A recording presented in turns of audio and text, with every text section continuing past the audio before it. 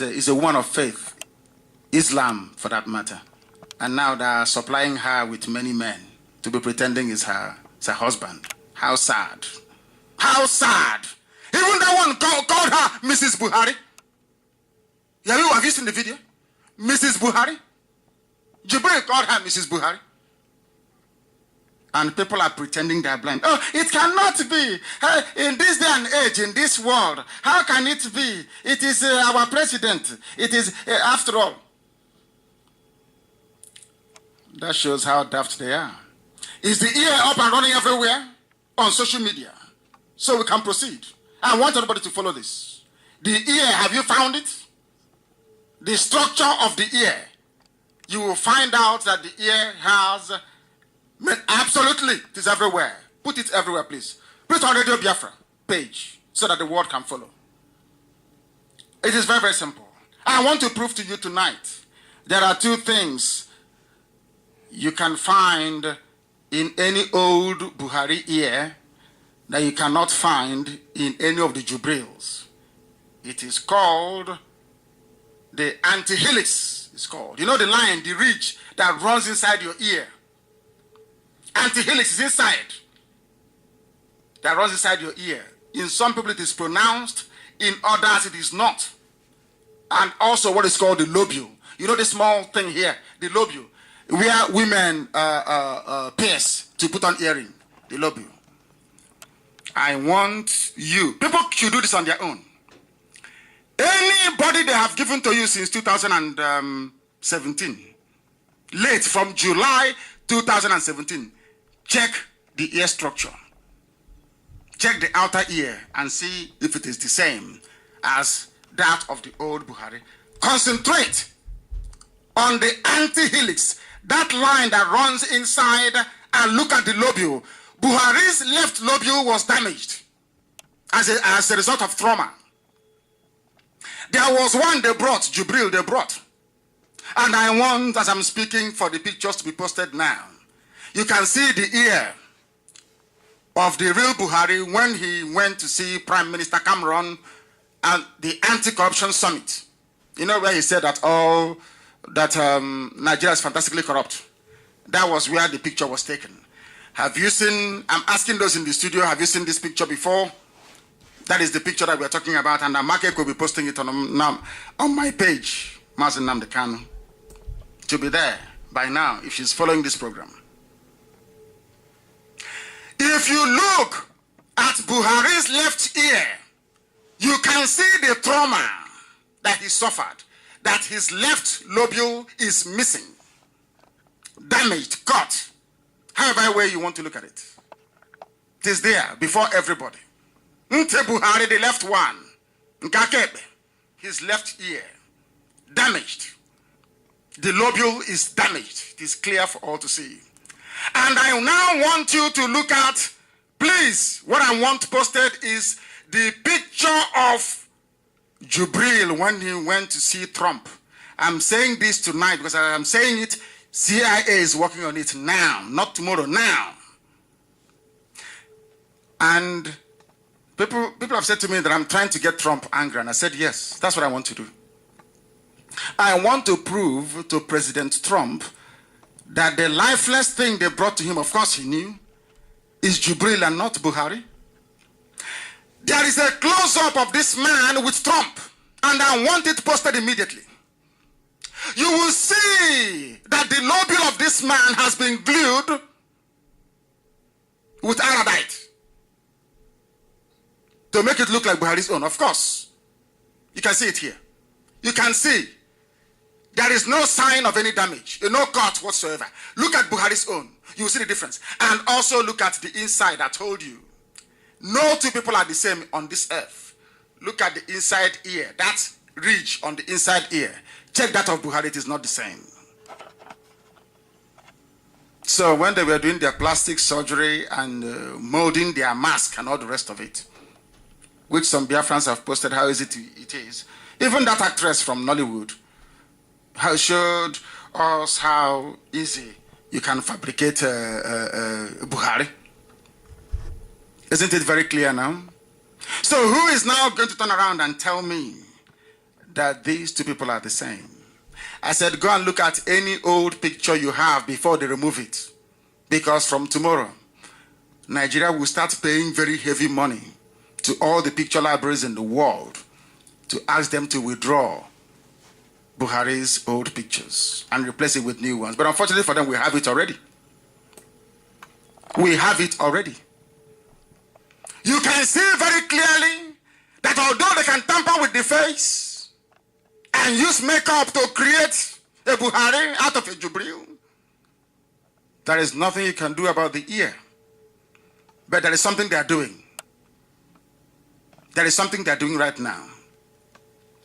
They have used Buhari's DNA to try and grow the ear of a human being on a laboratory mouse. Are you aware of that? And I also want that very picture to be published. That is what they are doing now. It can be grown genetically. And once they finish it, they will cut out the ear from the back of the mice and they will place it on whichever guinea pig they can find to answer Buhari. I hope you're following. That is where they are working on now very seriously. But it is too little and too late because I'm now announcing it to the whole world. Look at Buhari's ear. And look at Jubril's ear. And you will know that they are not the same. Buhari's ear formation is different from that of Jubril, and it is very clear for all to see. If you look at the old Buhari's ear, you will see it. It is very, very clear. Look at the line, the second line running on the inside, you will see it. Very straight. That line there is very, very, can you see it? There is no cut. There is absolutely no cut. Look at the inside line. There is no cut. But look at the one on Jubril. You will see the difference. As simple as that. That is a very simple assignment that I'm asking or inviting Yoruba media to do tonight. So they will know. So they will know that the world may know that I speak the truth on this very platform. That Buhari is dead. They cannot change the ear between now and tomorrow. No amount of cosmetics can change it. They can go tonight and begin to put a filler. You know those that do makeup. I thought filler was for only cars before, to repair cars. But now they say women have filler to fill their faces. Maybe they can use filler to fill the ear. I don't know. Maybe tomorrow they might do that. But I want you to go and see all the old, you know, pictures don't lie. Forget about all the photoshopping being done by Femi Adesina. These ones are clear for the whole world to see that Buhari is no more. The person there now doesn't have Buhari's ear. He cannot speak indigenous Fulani language, Fufude. He also is not bald. Maybe they're now working on him to become bald. And I also want a picture of the old dead Buhari to be posted where he was in a suit campaigning as a reformed Democrat. So it is nothing new for Jubril to wear a suit. It is absolute. There's nothing new about it. And they must do it. Because they know that Buhari is dead and Jubril is dead. That is why they're doing what they're doing. We are freedom fighters. We love justice and equity. And it is my responsibility and duty as the leader of IPOB to ensure that the truth is told. And that is exactly what we are doing. This evil agenda of Jubril was premised on the desire of the North to hold on to power at all costs. And they know it. Atiku knows. Everybody knows. They want to hold on to power at all costs. Because even if Atiku goes in there, he'll be there for 8 years. For 8 years. But they said there is rotational presidency. If the North takes it for 8 years, the South will take it for 8 years. Is that what they said?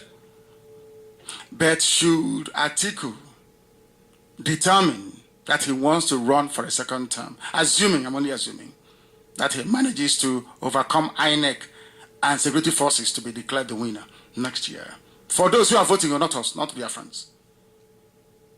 He'll be there for 8 years. So that means the North would have ruled for 12 years.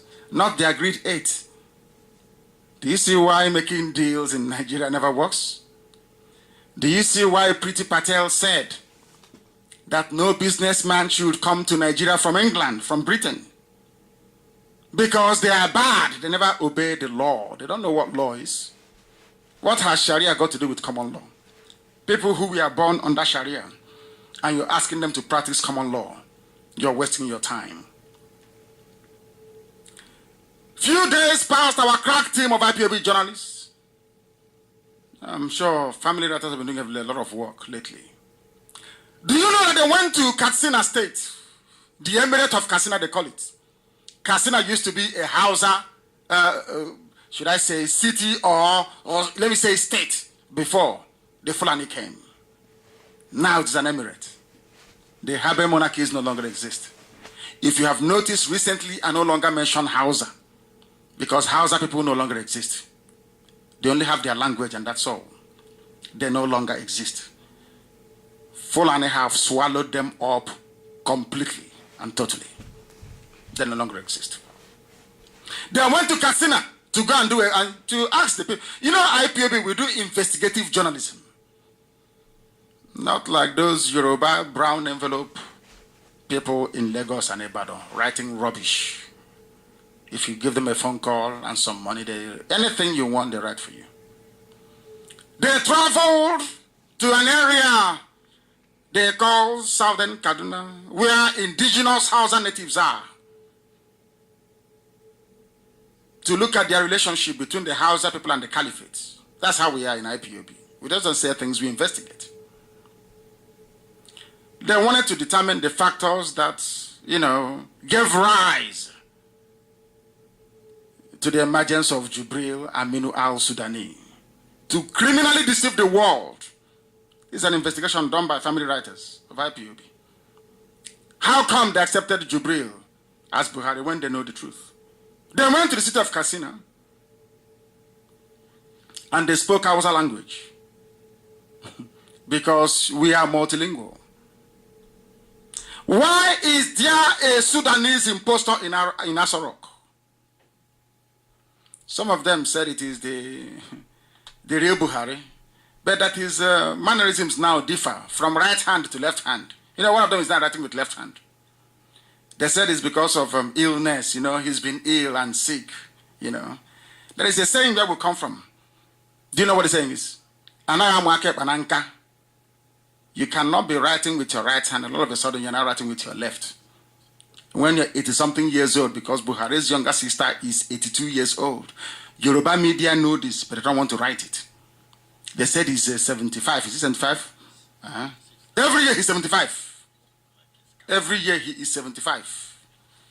They are liars and cheats, all of them. We must continue. They said Buhari's illness must have impaired him. This is the only illness in the world where you go through and you come out looking a lot younger than you were. They investigated the people around there who claim to be Hausas based in Katsina and the Katafs from southern Kaduna. They spoke to one Malam Tanko, Mike Kasuwa, who is a trader, and he revealed to them that there was, or there is, still till this day, a long-standing relationship between the Fulani-controlled Nigerian government and the people of Sudan. Do you know that Buhari, when he was alive, preferred those in Niger more than you in the east? Are they not building a railway to connect Niger to the north? Are they not also trying to give them oil? In case you have forgotten, Buhari actually prefers people in Niger more than you and I. That's when he was alive. His hatred for anything Biafra is now legendary. We all know that. There has been a relationship between Sudanese people and Nigerian northerners. He revealed how a certain fellow named Bashir Toko from Omdurman in Sudan, understand this very, we want to establish the relationship between the north and the Sudanese. There was a man called Bashir Toko from Omdurman in Sudan. He came to the rescue of Hausa people of the then ancient city of Katsina and its environs.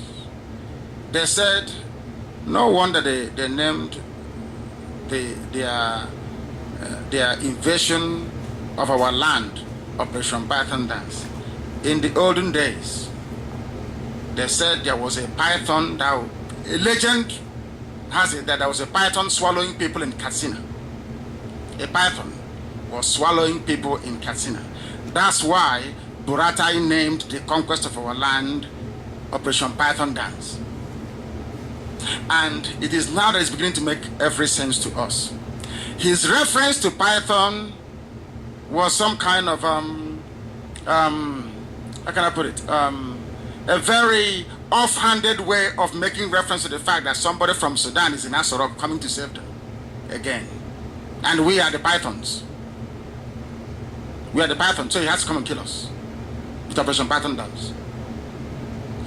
Whereas in Hausa folklore, there was a Sudanese that came to help Hausa people, to help them, exorcise them of this very spirit of a python swallowing people randomly. He said that following the intervention of this Sudanese man called, he's a magician, Bashir Toko, maybe the same way that Jibril is. The ancient leaders of Hausa kingdoms gave them a portion of Gombe land, which is present-day Sokoto, as a compensation. They renamed it Sokoto afterwards, when the Normals invaded the place and overran it and settled there. Those are the Fulani people. So these people, he said, are his brethren, that they came in as protectors to the indigenous Hausa natives against future occurrences. Therefore, when this Bashir Toko returned to the Sahara Desert, he gathered his people massively, his nomadic brothers massively, and they came down to sojourn in Hausa land. They gave them free grazing land, and they transacted with them. According to this very Malam, my Kasuwa, there was a magic knife that this Bashir Toko used to kill the magic python. And that if you go to the palace of the Emir of Katsina today, you will see this very sword in the palace of the Emir of Katsina as a symbol of authority. They said it acted as a talisman for their conquest during the pre-colonial years of jihad against the indigenous Hausa people. He also stated that it was Bashir Toko that eventually brought Ottoman Danfodio from the Sahel region of the Sahara, that later carried out these gruesome jihad wars against the Hausa kingdoms. As you know, the Fulanis conquered all Hausa people with the help of Hausa people, and they eradicated